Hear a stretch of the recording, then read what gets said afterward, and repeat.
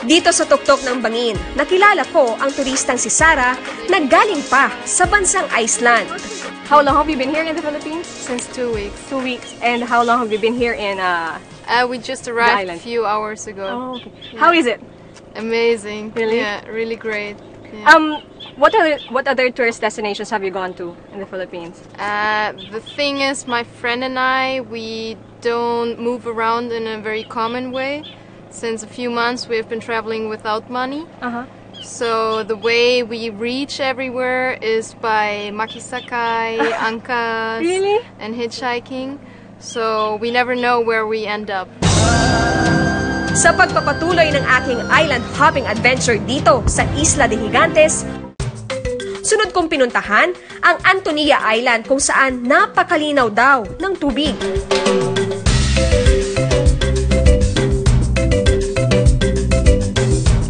Pwede raw dito mag-snorkeling.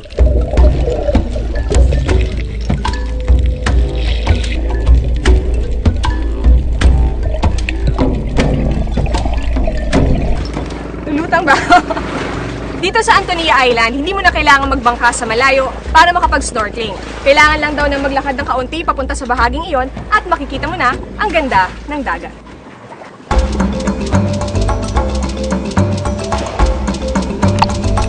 Mahigit kumulang 10 talampakan lang ang lalim kung saan ako nag-snorkeling.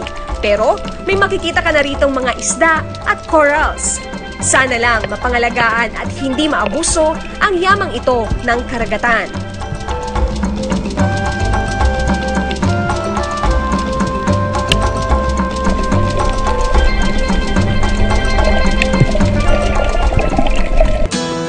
Para sa mga gustong mag-overnight sa Isla de Gigantes, hindi raw problema ang budget. Dahil dito sa Antonia Island, pwede mag-overnight sa mga tent na ito sa halagang 250 pesos lang kada tao. Pero masyado pang maaga para mamahinga, kaya ang next stop namin ang Bantigue Island Sandbar. Papunta roon, ikinuwento sa akin ni Leo ang magandang epekto ng turismo para sa mga kagaya niyang taga-Carles. Anong tulong po niya sa kabuhayan ng mga taga rito? Ay, ma'am, malaking tulong po ang naibigay ng turismo po dito sa Carles. Kasi before po, pag tighirap sa dagat, walang hanap buhay. So, napakalaking bagay, lalo na po sa mga walang trabaho na kabataan, na mag-tour guide sila, yung mga bangka po na hindi na magagamit nila pag walang pangisda, at island hopping po sila. So, makakita ng tao at na-divert naman po yung ibang kabuhayan na naging positibo na po. Makalipas lang ang ilang minutong pagbiyahe sakay ng bangka, narating na rin namin ang pamosong sandbar sa Isla de Gigantes. Isa po ito sa mga pinaka-attraction dito sa Gigantes Sur.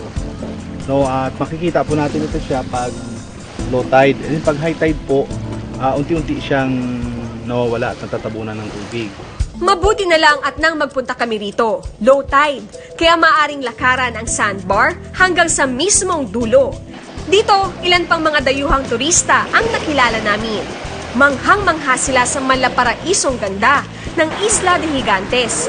Wala raw kasi nito sa Europa kung saan sila nagmula. I think it's more quiet in here.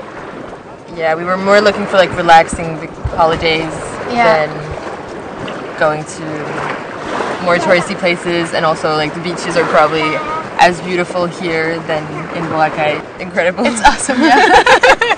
It's really beautiful. Yeah, the beaches are beautiful. Yeah. And the sea's really blue. It's gorgeous.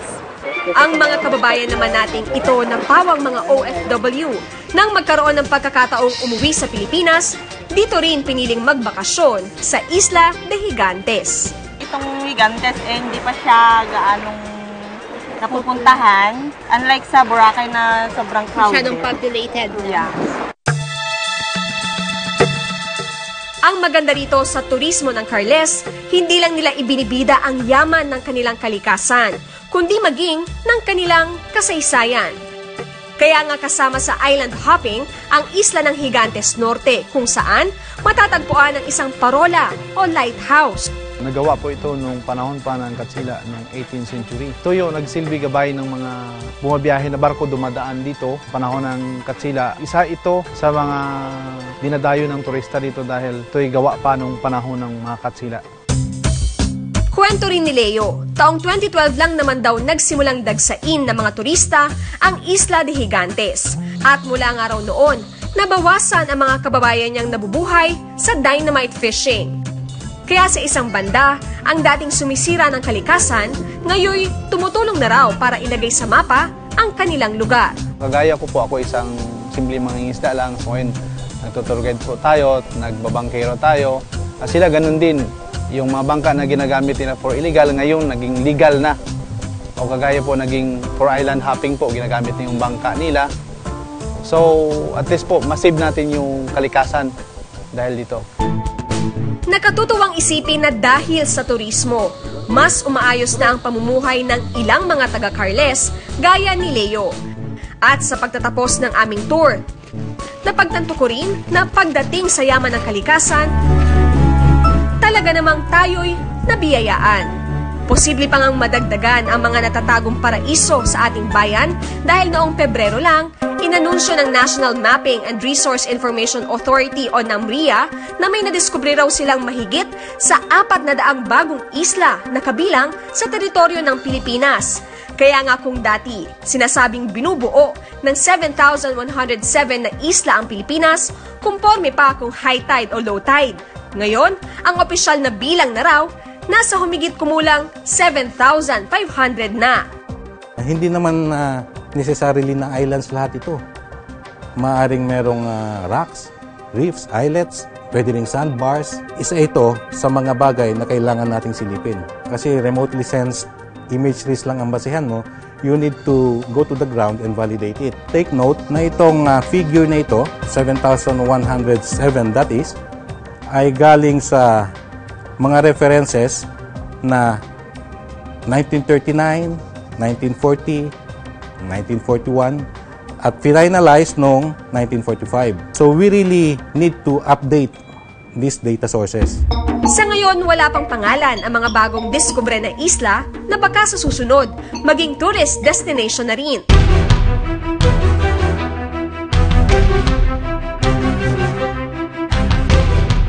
Tandaan lang sana natin na ang yaman ng kalikasan dapat iniingatan at pinangangalagaan.